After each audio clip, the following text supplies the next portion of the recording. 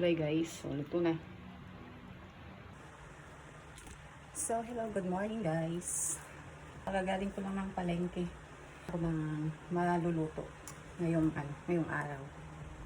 So, nakabili ako ng gugulaying upo.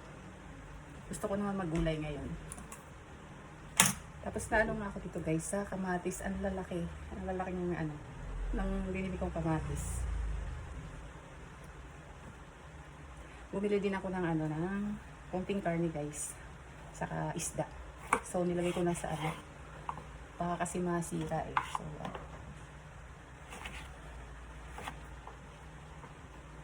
So ngayon magluluto muna ako ng guys, ng gulay para kasi 10 na rin para para makakain na kasi hindi pa ako nakakapag-asa. Saka kakain pag naluto ko na yung gulay guys. Nagkape lang ako kanina bago pumunta ng palengke. So linisin ko muna itong upo. Isang to siya guys, isang buo. Kaliit lang naman ito eh. Kaya sakto lang ito maghapon. Matagal na kasi akong hindi nakapag ng gulay. Kaya parang miss kong ito ng ganitong gulay upo. So partner na lang ito ng mamaya ng isda. Partner isda.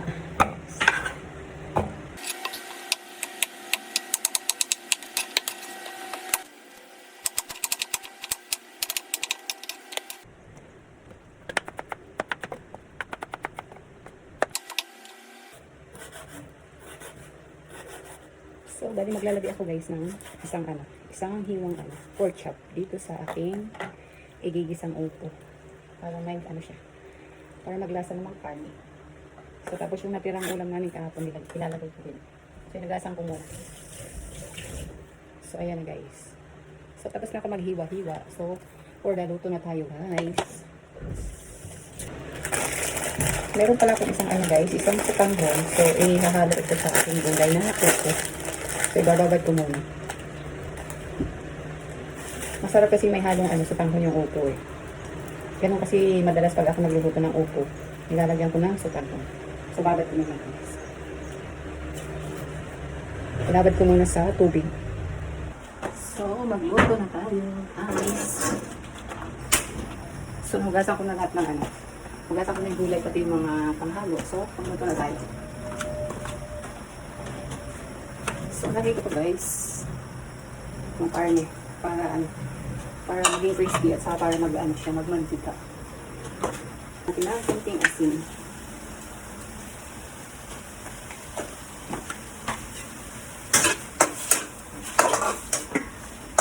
Then, takpan natin. So, hello guys. Ngayon po yung pagluluto ko kasi nag-tiktok pa ako. So, ngayon magigisa na ako guys. Bali, tinanggal ko na yung karne. Kasi nugasan ko muna yung kawali kasi nasunog. Pamor kasi. Kaya yun, nasunog tuloy yung aking karne. Kaya ko na lang ng mantika. Bali, inalis ko yung mantika ng karne guys kasi kulay itim. Hahalos sa gulay.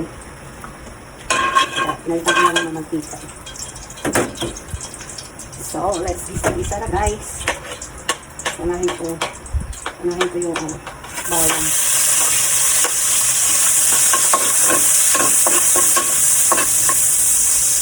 Sabay ko siguro natin ang ating sibuyas.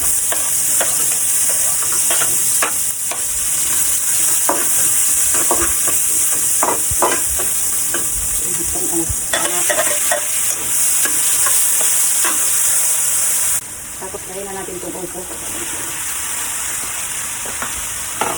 Hindi na masunod rin. Upo.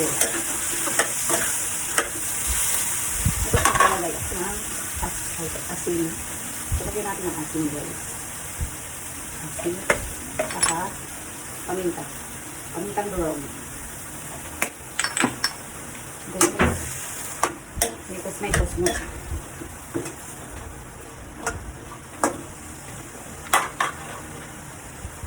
So, bali paglagay ako ng 4 cubes. Kalahati ba? Wala na kasi naubusan. Hindi ako makabili guys. So, kalahati lang. Meron naman ako ilalagay na card. Okay lang. So, lagyan ko ng kunting tubig kasi matutuyo. Kunting tubig. Tapos, kunting lang, kunting toyo lang.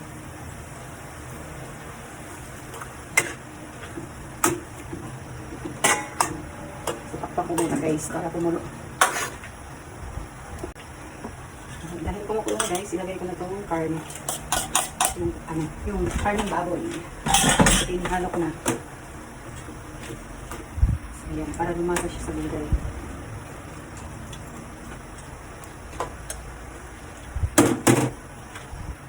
Ihalo ko na din to. So, tamo guys.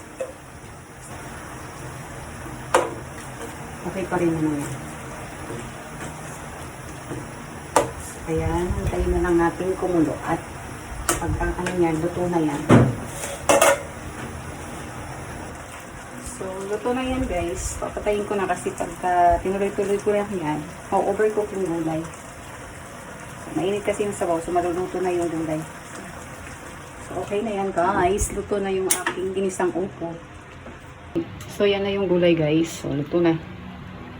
Siyempre, dahil nagluto ako, kaya may hugasan din. So, for the hugas muna tayo guys.